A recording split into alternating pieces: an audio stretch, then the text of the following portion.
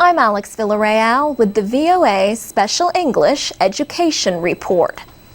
On July 9th, South Sudan becomes the world's 193rd nation. In January, almost 99% of voters chose independence from the North. South Sudan will also be one of the world's least developed nations. This follows years of war and neglect by the Sudanese government in Khartoum. South Sudan is about the size of France, yet it has only 50 kilometers of good roads and almost no public electrical power or other basic systems. Illiteracy rates are high. There are estimates that more than 80% of the population cannot read or write. There are 5 universities. 3 of them moved their operations to the north during the war. The southern government has brought most of the students back. Officials estimate that about 25,000 students have registered at the 5 universities. Classes were supposed to start in April, but the Ministry for Higher Education in the South has now moved the opening date to the middle of May. The government pays for food and provides housing for students. But Higher Education Minister Joseph Ukel says finding enough space was one reason for the delay. Another issue is money. The government in Khartoum will pay for the schools until July. Mr. Ukel says the southern government's proposed budget for this year does not include any money for the universities. Then there is the problem of teachers. Almost 75% of the lecturers are from the north. They are not likely to travel to the south to continue teaching for their schools. Mr. Ukel says his ministry has asked southern Sudanese teachers outside the country to return. William Dang heads a commission supervising the return of 90,000 former fighters to civilian life. He says most of the soldiers who have come out of the Southern Army need education and training. He said, the skill they only know is soldiering. Now, you must train them with life skills, such as carpentry, making bricks, and also small agriculture or microfinancing. Only 4% of good land in South Sudan is being farmed. Millions of people need food aid to survive. The head of Juba University, Agre Abate, says his school can play a big part in training agricultural specialists. For VOA Special English, I'm Alex Villarreal. You can find transcripts and MP3s of our reports and other programs at voaspecialenglish.com. This is the VOA Special English Education Report. Web browsers first appeared on computers in the early 1990s. Since then, the Internet has greatly changed the way people communicate. But some teachers think the changes are not all for the better. Eleanor Johnson is an English professor at Columbia University in New York City.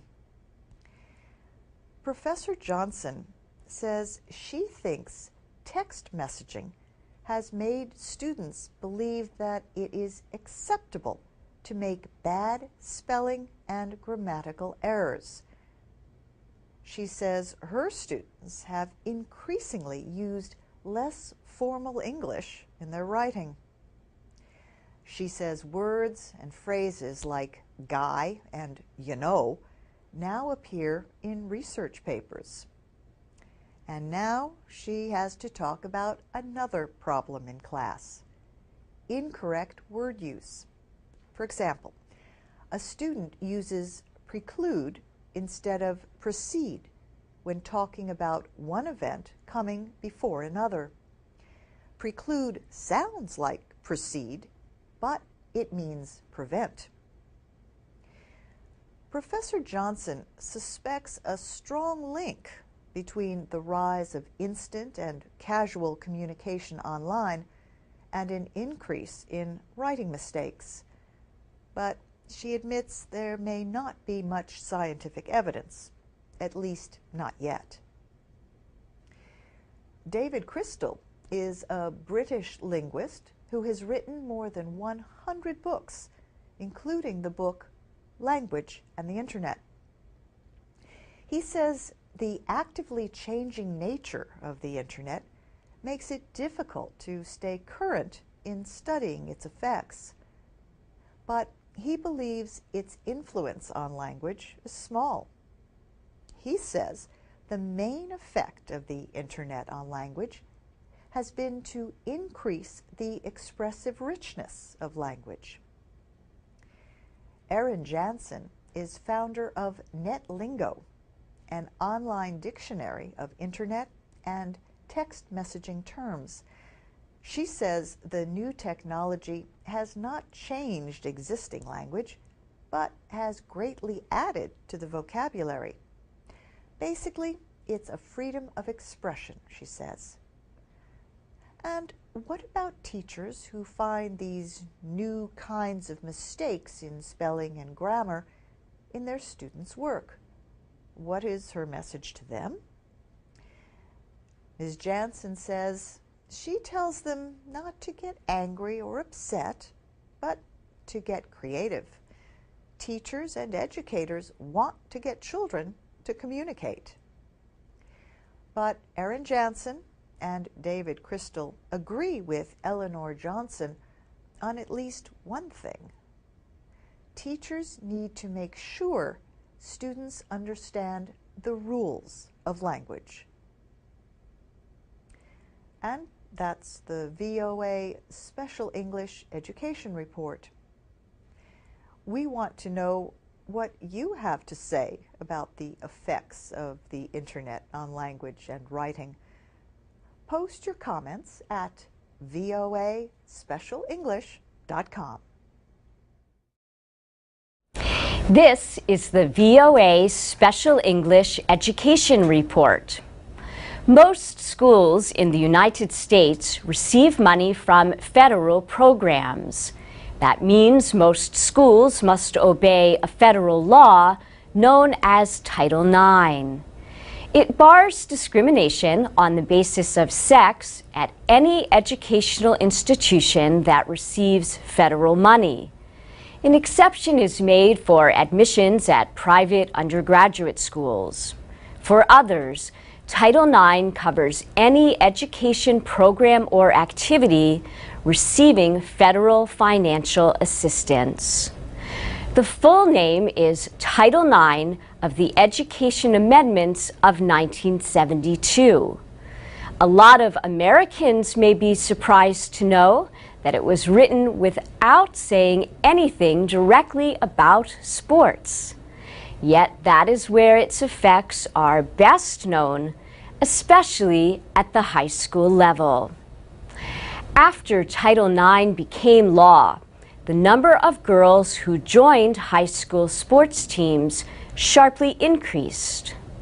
Research has linked participation in sports to positive effects, like better self-image, fewer teen pregnancies, and higher grades.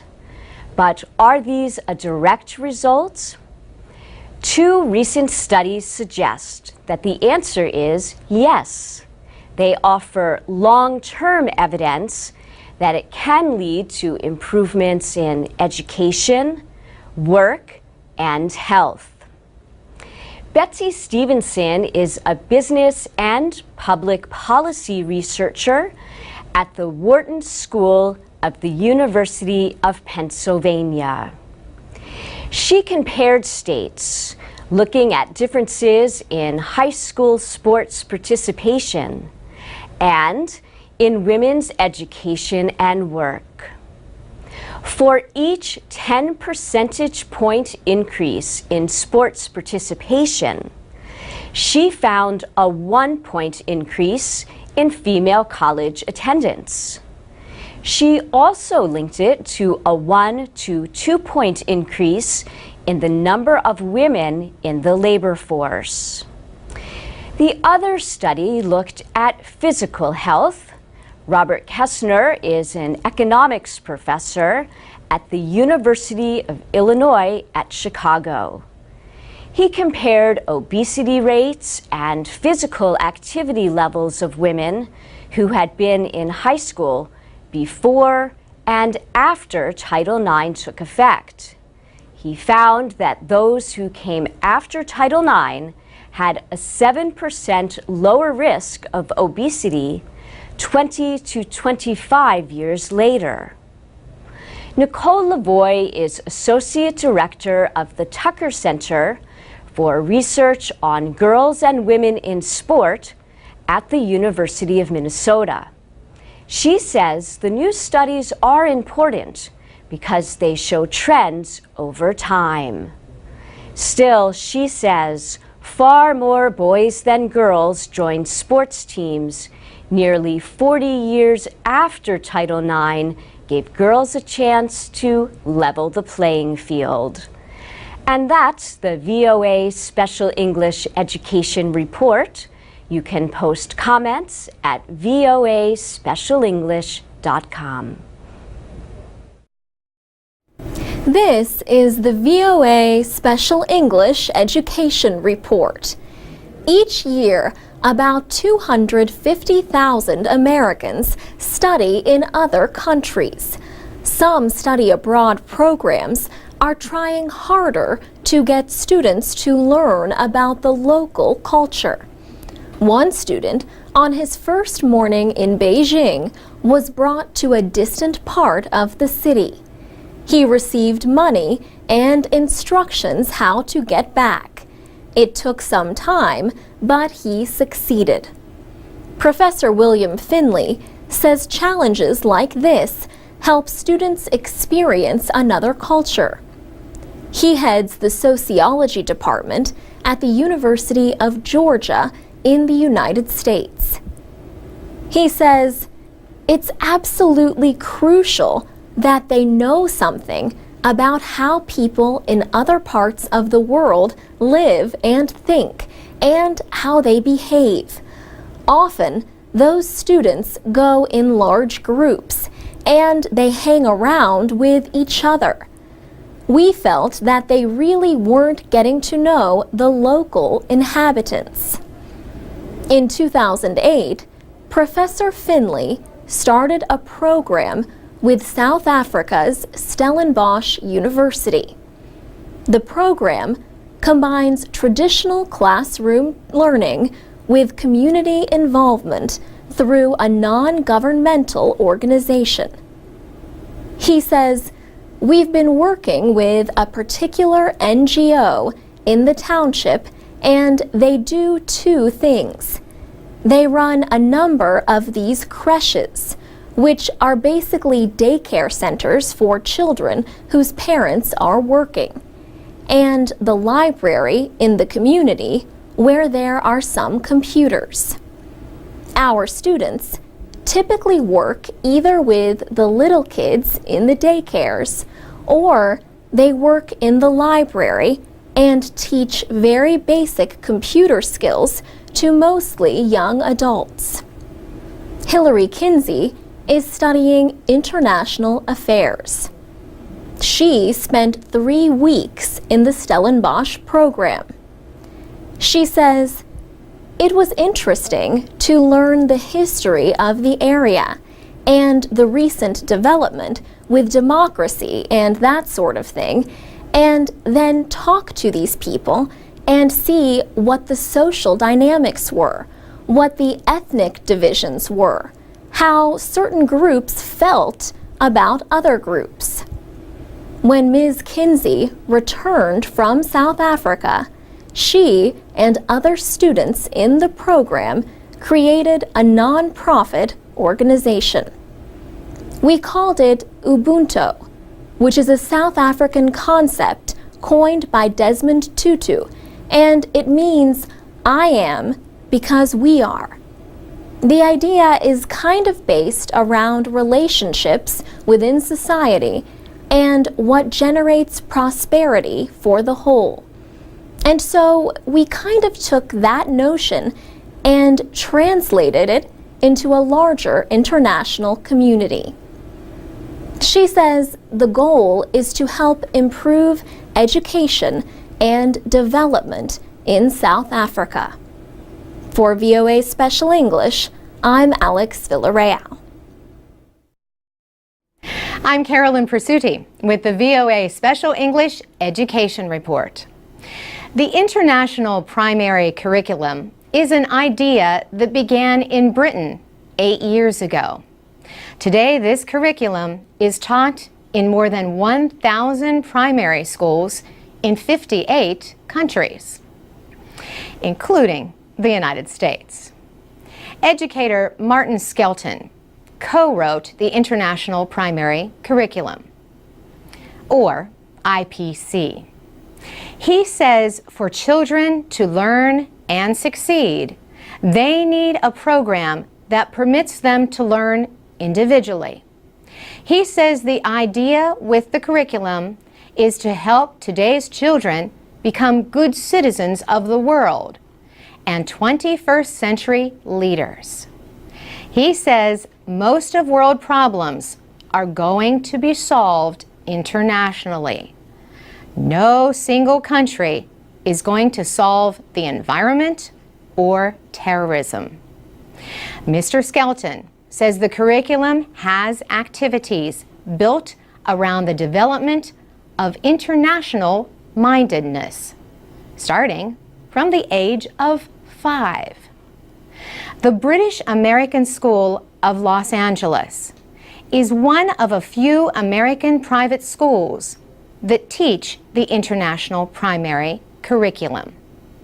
Second grade teacher Allison Kerr says the main goal is to engage children in the learning process. This term, for example, her class is learning about people important in history. She says the children dressed like famous people. They had to research and bring 10 written clues, and the rest of the class had to guess who the people were. The British school in Boston held a fair for students, and parents called around the world in a day. Emma Northey, head of primary learning at the school, says 51 nationalities were represented. She described one activity designed to teach about similarities among different cultures. She says the children were each given a passport.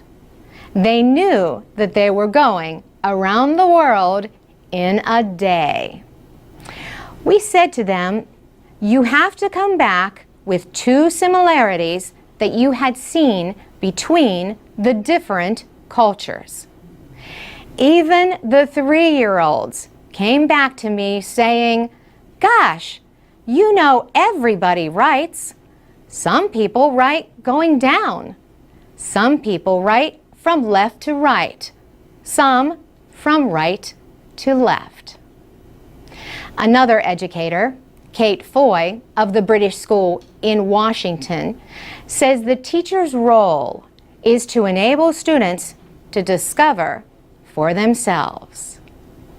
For VOA Special English, I'm Carolyn Persutti. Tell us if you have experience with the International Primary Curriculum and what you think of it. Share your comments at voaspecialenglish.com or on Facebook and Twitter at VOA Learning English. This is the VOA Special English Education Report.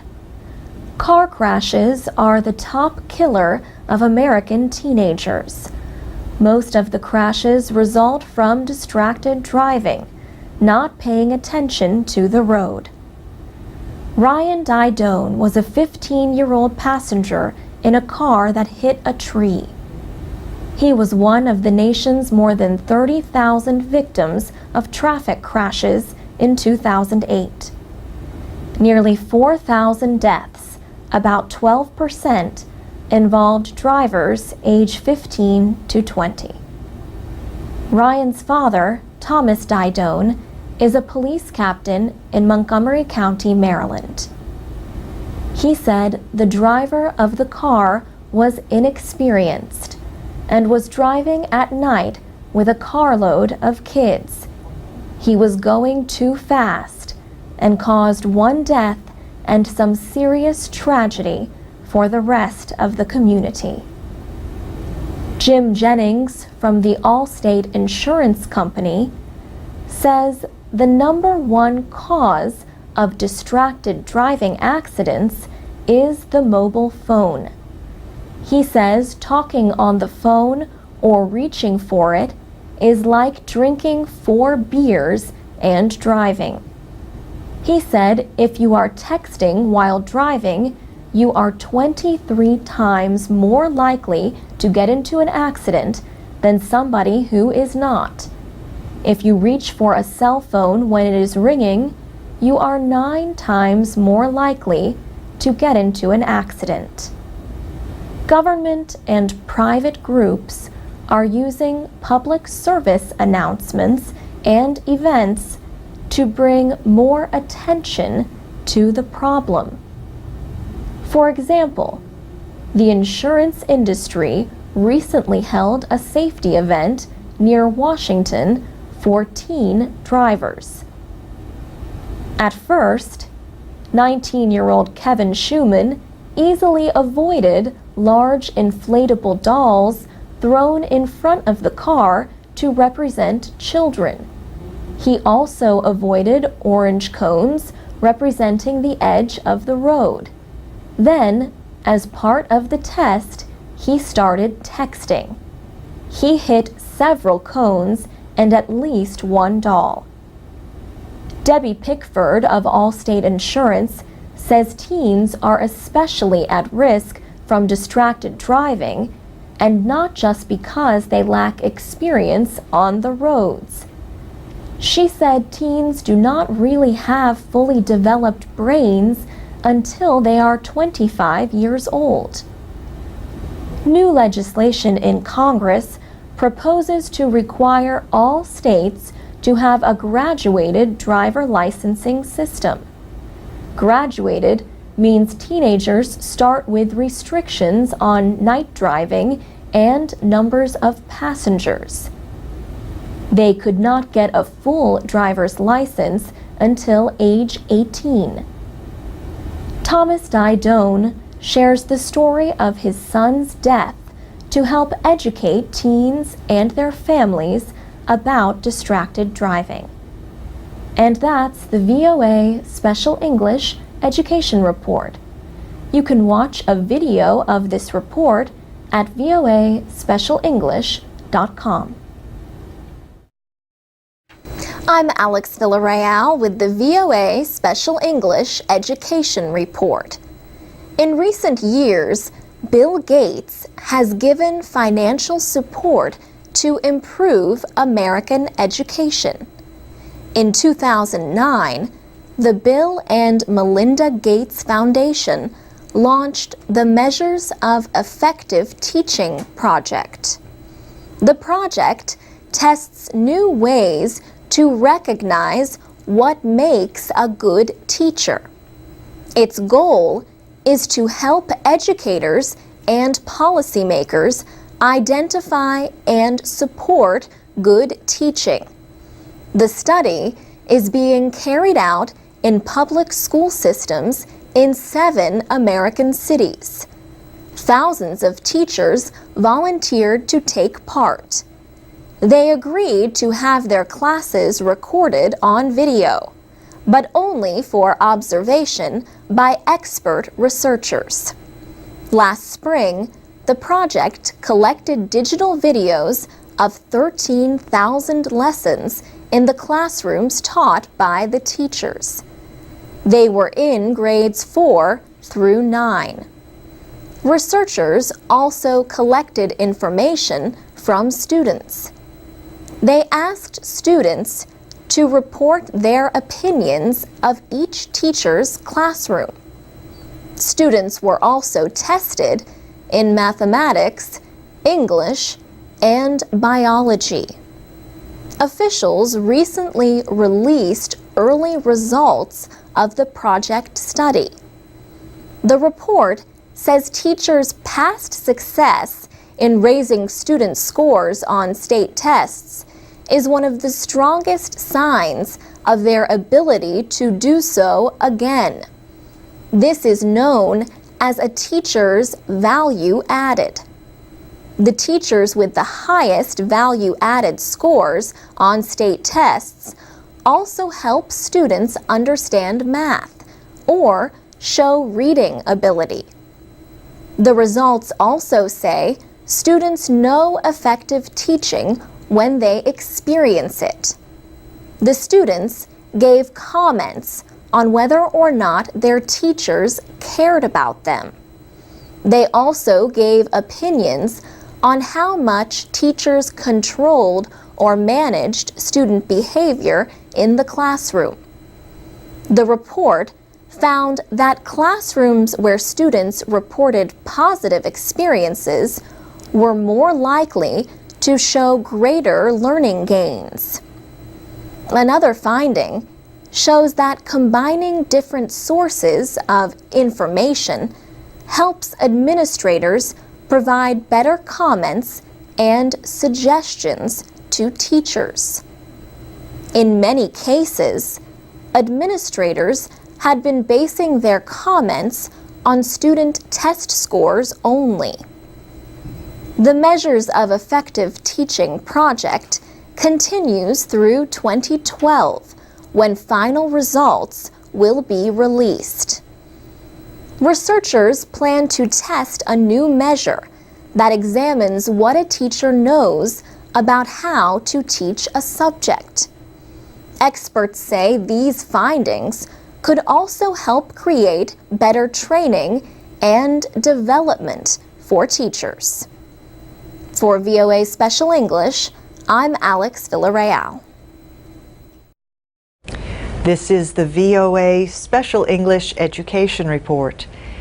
In February, students from 103 universities in 88 countries took part in an international computer programming contest. It was called the Battle of the Brains. The competition took place in Harbin, China. 3-person teams from each school had 5 hours to solve 11 real-world problems. Jerry Kane coached the team from Stanford University in Palo Alto, California. He says the problems involved, among other things, paperweights, robots, castles, and lakes. The students first listed the problems in order of difficulty. Then, they figured out the requirements of each. They designed ways to test their solutions. And they wrote the needed software systems. The winning team was from Shanghai Jiaodong University in China. But even that team was not able to solve all the problems within the given time limit. Stanford's team solved 5 problems and finished in 14th place. Stanford was one of 21 American universities that took part in the contest this year. The official name of the Battle of the Brains is the ACM International Collegiate Programming Contest. It began in 1970 at Texas A&M University. The contest quickly became popular in the United States and Canada. It developed and grew as more and more schools took part in local and area contests. The first final competition was held in 1977 at the Association for Computer Machinery Computer Science Conference. Today, a network of universities holds area competitions that send the winners to the World Finals, now organized by IBM. Contest spokesman Doug Heinzman says the world champions receive prizes and scholarships. They are also guaranteed an offer of employment or internship with IBM. He said past world champions are now working on some of the leading edge materials in science and physics. One world finalist from China has been working on the Watson supercomputer.